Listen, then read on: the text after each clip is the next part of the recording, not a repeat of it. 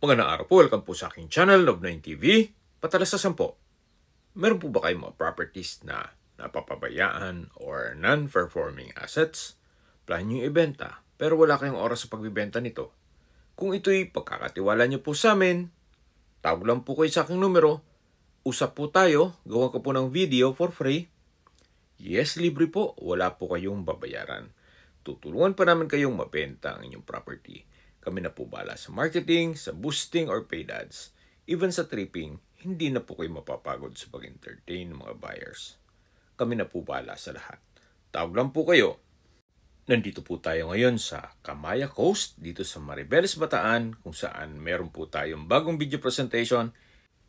Isang residential property na may lot area na 366 square meters. Ito po'y titulado, buhay po ang may-ari, kaya wala po kayong magiging problema sa documentation o sa transfer ng title. Napakatahimik po ng lugar, sariwa ang hangin, at sa klima naman po, banayad lang. Hindi naman po siya ganun kainit at hindi naman ganun kalamig. Ito po ang frontage ng lupang binibenta. Regular cut naman po siya, kaya usable po lahat, wala pong masasayang. At meron pa pong overlooking view sa dagat. At hindi lang po doon, ito po'y accessible ng ferry boat mula Seaside, MOA Terminal. At meron pong project ang ating gobyerno na Bataan Cavite Interlink Bridge.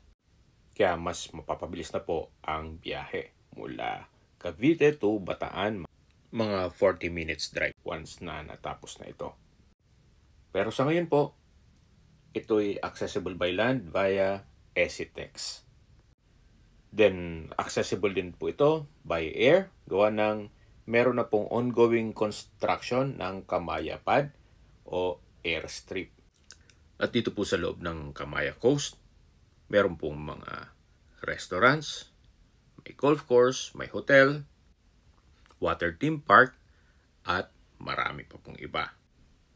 Meron din pong commercial area na kung saan may Yellow Cab o Nacho King, may sandbar, meron pong cabanas, sports and recreation, then meron pong golf lounge, infinity pool, basketball court, at inflatable water park. Napakaganda po nitong property para sa inyong retirement. Gawa ng ito po'y malapit sa dagat at kumpleto po ang amenities. Nandito na po tayo sa dulong parte nitong property. Hanggang dito po ang property line. So mula po dito, yan po yung magiging view. Matatanaw nyo po yung sa kabilang face nitong subdivision. So wala pong magiging obstruction. Gawa ng ito po'y nasa mataas na lugar. Kahit po mag 2-story house lang kayo, matatanaw nyo po ang dagat dito. Yan po, tunghayan nyo po itong napagandang property. You might consider this hindi lang sa ganda nito, kundi sa presyo. Binebenta po ito ni owner below market value. Mamaya po, sa dulong parte nitong video, pag-usapan natin ang presyo nito. Habang pinagmamasdan niyo po ang kapaligiran nitong subdivision, pag-usapan na natin ang distance, location at travel time. Mula po sa bayan ng Maribeles, ang distance is 18.6 kilometers at ang travel time is 25 minutes. Kompleto na rin po doon gaya ng public market, convenience store, remittance center, drugstore, banks, schools, church at hospital. Yan po yung lagi kong binabagit sa inyo na dapat nyo i-consider sa paghanap ng property, yung meron pong malapit na hospital. Hindi ko naman po sinasabing sakitin kayo.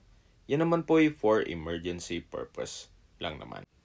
At malapit na rin po doon ang Maribeles Ferry Terminal. Mula naman po sa Subic Bay Freeport, ang distance is 79.4 kilometers at ang travel time is 2 hours and 10 minutes. Mula naman po sa Clark International Airport, ang distance is 139 kilometers at ang travel time is 2 hours and 30 minutes. Mula naman po sa Manila, ang distance is 204 kilometers at ang travel time is 3 hours and 46 minutes by land po yan.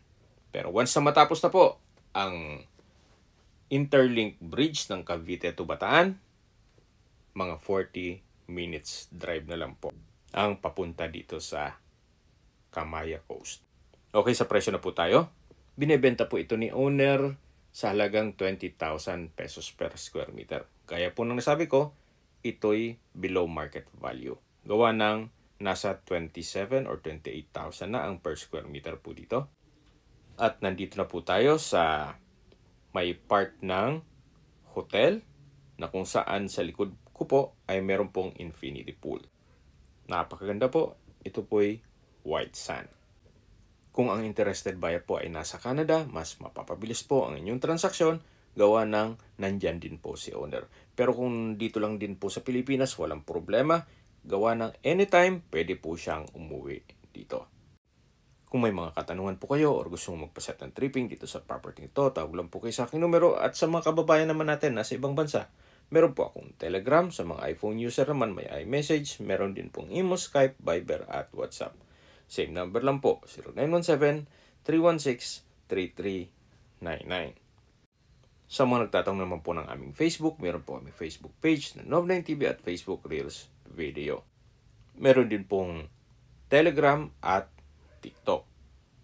Meron din po kami ibang YouTube channel na Nov9TV channel at AC Listings. Sana po na ibigyan yung aming video presentation. Paki-like and subscribe na po sa aking channel para ma-update din po kayo sa aking future listings. Kung sakali po hanap nyo yung mas malaking sukat ng lupa, meron din po kami ibang listings na pwede nyong pagpilian.